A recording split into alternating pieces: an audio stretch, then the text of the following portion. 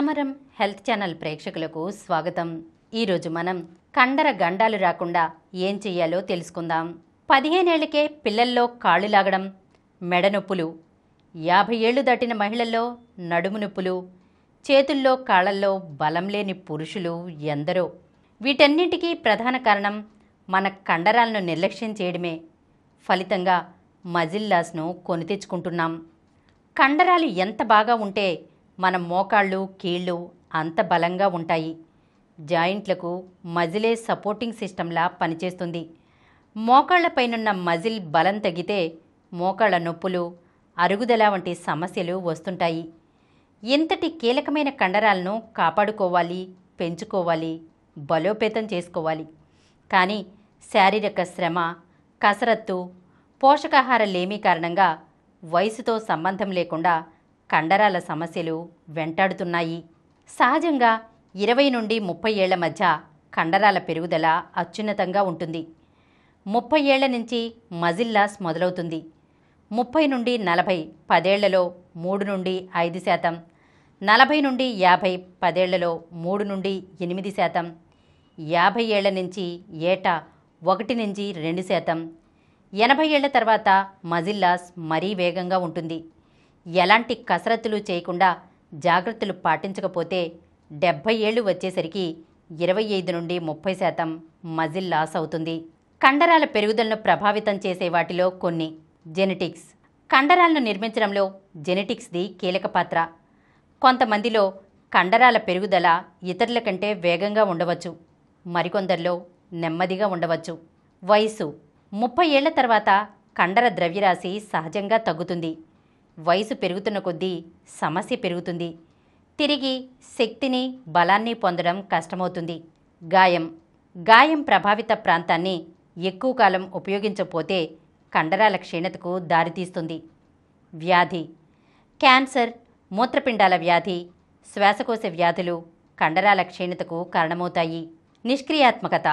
కండరాలను క్రమం తప్పక వినియోగించకపోతే అవి క్షీణిస్తాయి. 8 నుంచి 12 వారాల పాటు క్రియారహితంగా ఉంటే గణనీయమైన కండరాల నష్టాన్ని ఎదుర్కోవలసిందే. బలోపేతానికి ఏం చెయ్యాలో చూద్దాం. మజిల్ని మనం పెంచకపోతే పెరగదు. కండరాలను ఏ వయసులోనైనా పెంచుకోవచ్చు. ఇందుకోసం జీవితకాల కసరత్తు, ప్రోటీన్ డైట్ తప్పనిసరి. ప్రోటీన్ కోసం చికెన్, చేపలు, గుడ్లు, పాలు, బీన్స్, చిక్కుళ్ళు, తృణధాన్యాలు, సోయా ఉత్పత్తులు తీసుకోవాలి. రాగి, బాదం, పిస్తా, నట్స్ తీసుకోవడం వల్ల మంచి హెల్తీ ఫ్యాట్ అందుతుంది. ఇది మజిల్ రికవరీకి సహాయపడుతుంది. మినరల్స్, విటమిన్ల కోసం పండ్లు తీసుకోవాలి. మెంతులు, గుడ్లు, పాలు, చికెన్, చేపలు వీటిలో కాల్షియం కంటెంట్ ఎక్కువ ఉంటుంది. ఇది ఎముకలకు ఉపయోగకరం. ఆల్కహాల్కు దూరంగా ఉండాలి. చక్కెర పూర్తిగా తగ్గించగలిగితే మంచిది. వీటిని తీసుకుంటే మజిల్ని బ్రేక్ చేస్తాయి. డి విటమిన్ కోసం కొద్దిసేపు ఎండలో ఉండాలి. అవకాడో, పుట్టగొడుగుల్లోనూ డి విటమిన్ ఉంటుంది. కండరాల పెరుగుదల నిద్రలోనే జరుగుతుంది.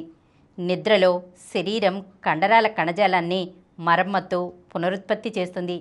కాబట్టి 7 నుండి 8 గంటల నిద్ర తప్పనిసరి. మహిళల్లో పీరియడ్స్ ఆగిపోయి మెనోపాజ్ వచ్చాక వారిలో కాల్షియం స్థాయిలు బాగా తగ్గిపోయి ఎముకల్లో బలం తగ్గుతుంది. ఆ ఎముకల బలం కోసం మహిళలు ఖచ్చితంగా స్ట్రెంగ్త్ ట్రైనింగ్ చేయాలి. తరుగుదలను రివర్స్ చేయవచ్చు. మజిల్ లాస్ను రివర్స్ చేయవచ్చు. ఒకసారి తగ్గిన మజిల్ను ఏ వయసులోనైనా మళ్ళీ పెంచుకోవచ్చు.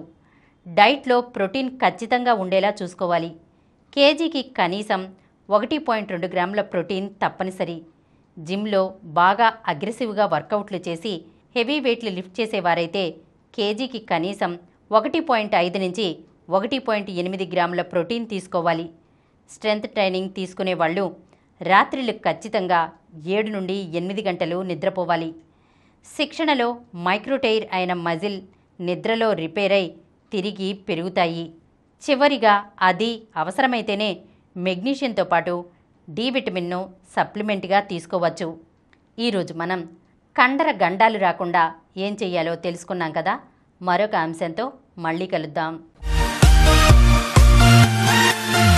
ఈ కార్యక్రమం మీకు ఎంతో నచ్చింది కదా. ఇటువంటి మరిన్ని వీడియోల కోసం అనతి కాలంలోనే 20 కోట్లకు పైగా వ్యూస్ సాధించిన సమరం ఛానల్ సమర్పించు సమరం హెల్త్ ఛానల్కు సబ్స్క్రైబ్ చేయండి, లైక్ చేయండి, మీ ఫ్రెండ్స్కి షేర్ చేయండి.